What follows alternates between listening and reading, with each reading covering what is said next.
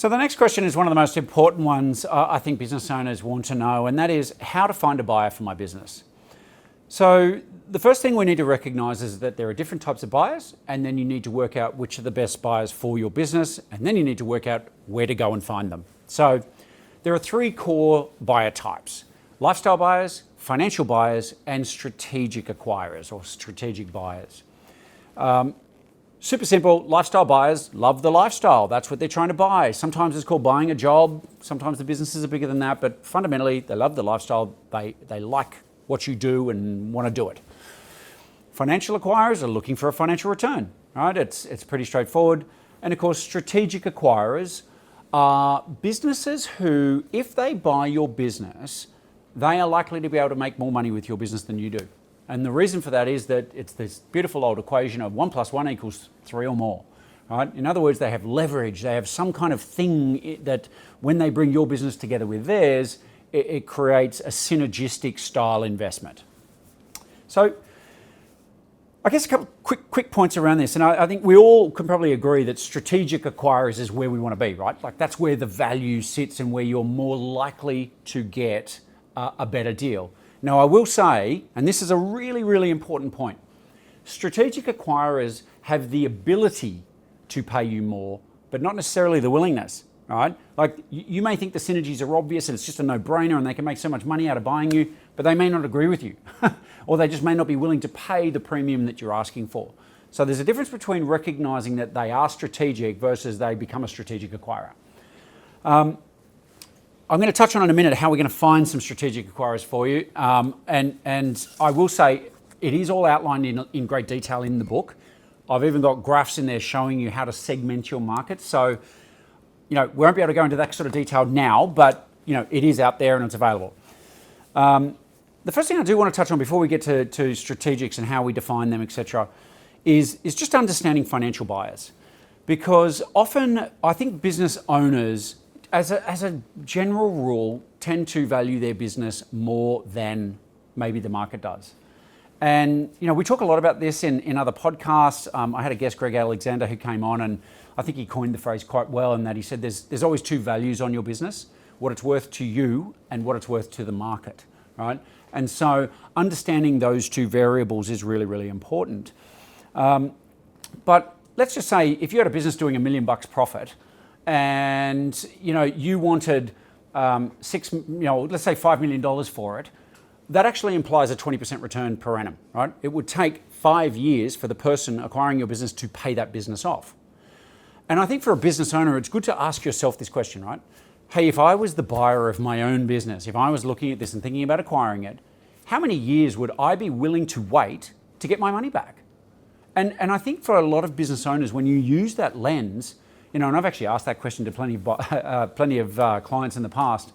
Many times they'll be saying, I want a 5-time multiple, but I only want to wait 3 years to get my money back if I was buying it. And so there's a natural disconnect between their expectations and what they actually think the market's going to pay. So there needs to be a sense of realism about this stuff, right? Now, of course, a 5 multiple implies a 20% return per annum. A 3 multiple implies a 33% return per annum. Without getting more technical than that, I want you to be able to take that little model away and think about what kind of financial return does an investor get if they're paying X versus Y, okay? If you can get that dynamic right in your own mind, then you're going to be thinking like an acquirer, and you're probably going to either save yourself a lot of time or you're going to be able to get to a deal a lot quicker.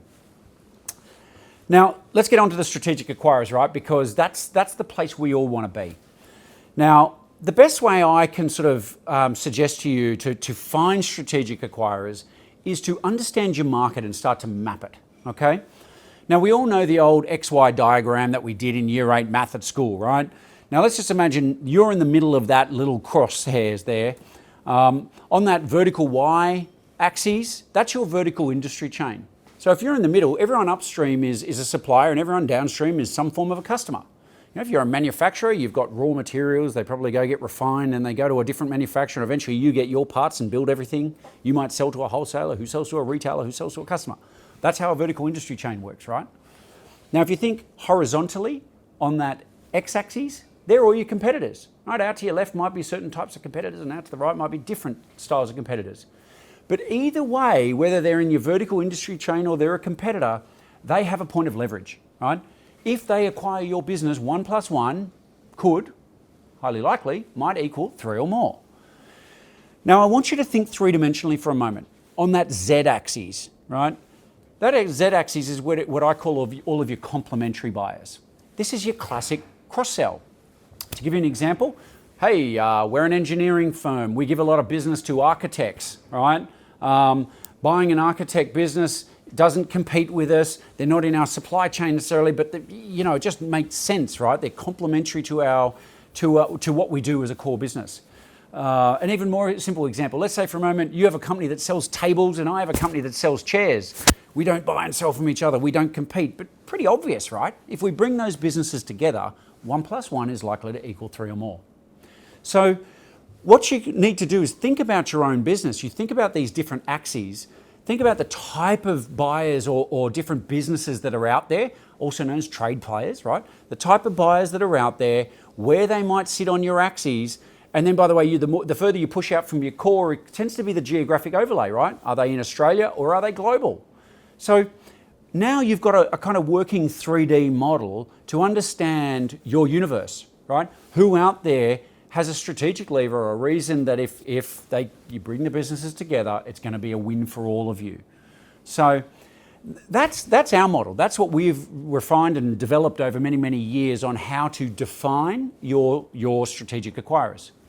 Of course, then you need to go out and use that model and then identify all the various businesses out there who fit onto that market map. And look, frankly, that's where a professional team and researchers and all the rest of it come into play for our company.